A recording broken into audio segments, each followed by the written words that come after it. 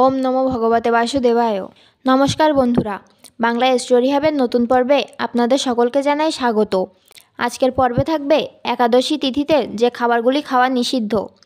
আমাদের সনাতন ধর্ম অনুসারে, শাস্ত্র অনুসারে একাদশী তিথি হলো একটি চান্দ্র তিথি।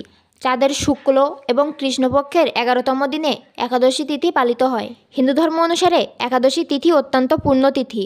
এই তিথিতে ভগবান শ্রীহরির পূজা অর্চনা করার বিধান রয়েছে। একাদশীতে সাধারণত ফলমূল, বিভিন্ন ধরনের সবজি এবং দুধ খাওয়া যায়। তবে একাদশীতে পঞ্চরবিশস্য সম্পূর্ণভাবে বর্জনীয়।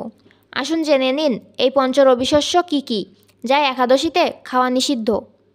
ধান জাতীয় সকল প্রকার খাবার, যেমন চাল, মুড়ি, চিড়া, পায়েস, খিচুড়ি, চালের পিঠা, খই এবং চাল থেকে তৈরি সুজি।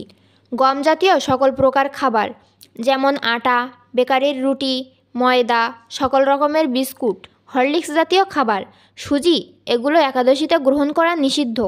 যব বা ভুট্টা জাতীয় সকল প্রকার খাবার, যেমন ছাতু, খই, রুটি ইত্যাদিও একাদশীতে খাওয়া যাবে না। ডাল জাতীয় সকল প্রকার খাবার, যেমন মুগ ডাল, মাসকলাই ডাল, খেসারির ডাল, মুসুরির ডাল, ছোলা, অরহর, মটরশুঁটি, বরবটি, সিম ইত্যাদি খাবার একাদশীতে গ্রহণ করা নিষিদ্ধ। অন্যদিকে সর্ষের তেল, সয়াবিন তেল, তিলের তেল ইত্যাদি একাদশীতে গ্রহণ করা যায় না। এই খাবারগুলির যে কোনো একটি একাদশীতে গ্রহণ করলে ব্রত নষ্ট হয়ে যাবে।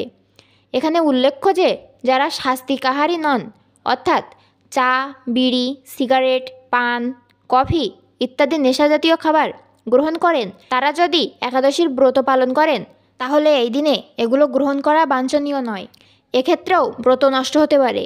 একাদশী করলে যে কেবলমাত্র নিজের জীবনের সদ্গতি হয় তা কিন্তু নয়। পিতামাতা নিজ কর্মদোষে যদি কেউ নরকবাসী হন, তবে সেই পুত্র একাদশী পালনের মাধ্যমে পিতামাতাকে নরক থেকে উদ্ধার করতে পারে। একাদশীতে অন্ন ভোজন করলে যেমন নরকবাসী হতে হয়, অন্যকেও ভোজন করালে সেই রকমই নরকবাসী হতে হবে। কাজেই সমস্ত নিয়ম করে একাদশীর ব্রত পালন করা আমাদের সকলের কর্তব্য।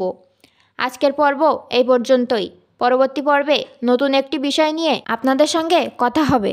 ততক্ষণ সকলে সুস্থ থাকুন, ভালো থাকুন। আর পুরো ভিডিওটি দেখার জন্য আপনাদের অসংখ্য ধন্যবাদ।